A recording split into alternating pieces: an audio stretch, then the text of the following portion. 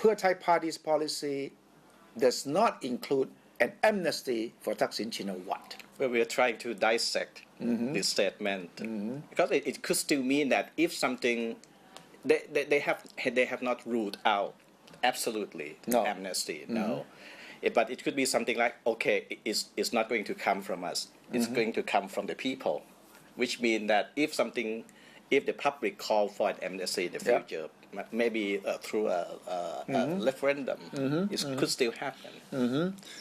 Are you suggesting? We still have to take a closer look at that. Are you suggesting that the Pheu Thai Party would not propose, if they win the election and forms the next government, then they would not propose an amnesty law even for everybody that they said they would? No, according to the statement, they just say that we have no policy to give Kun Thaksin an amnesty. But they did mention before, anyway, that they are talking about an amnesty for everybody, not just Kun Thaksin. Yes. So is that still valid, you think? This is still their main argument or policy that it would be for everyone. Yes. Not just Kun Thaksin. But everyone, including Thaksin, would also be Kun Thaksin, right? Right. I think that statement was in fact in response to Apitsit's statement in the Rajprasong rally. Yes, I think it came immediately one day after Kun Apitsit. Because Apitsit just said that Pheu Thai's only policy, only objective in this election is to give Thaksin amnesty. The rest is just smoke screen. Yes, actually the amnesty issue is the only biggest ammunition of the Democrat Party.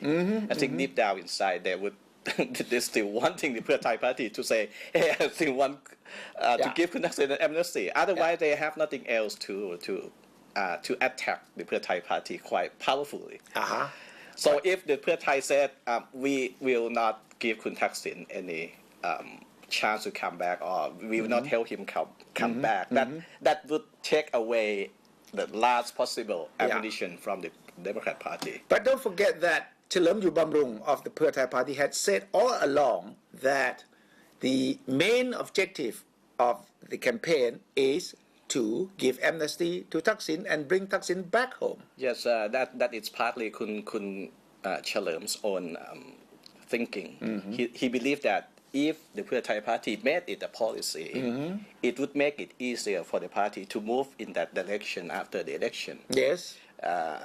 But Kun Samak had done the same.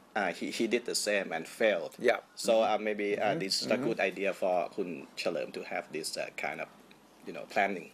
Is that the reason why Kun Chalerm has been very quiet in the past few days? Very quiet, and Kun Jinglak Chiawe avoided this issue all along. So basically, nobody in the Pheu Thai camp has been talking about amnesty. Well, Kun Yongyut Vichaidit, the official Pheu Thai leader, was in this debate last week with Apitsit and 4 other party leaders, and he did address this issue. He said that Pheu Thai's executive committee has never had a decision or a policy on amnesty for Thaksin. Yes, and Kun Yong-yu said that every policy must come from the executive committee. Yes. And executive committee has never had such a policy. That's what he said.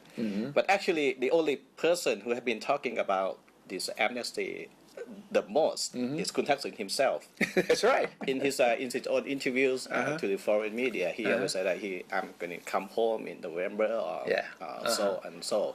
Actually, no one in Thailand has been talking that much about amnesty, except that to deny it or to play it down. Yeah. Well, some people have suggested that if Pheu Thai Party wants a real landslide victory, then make sure that Kun Thaksin comes up with a statement saying, I will not go home.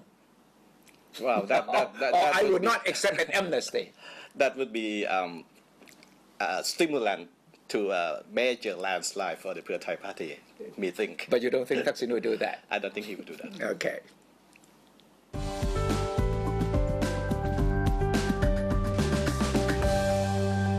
Coming up next, ASEAN is facing minor difficulties.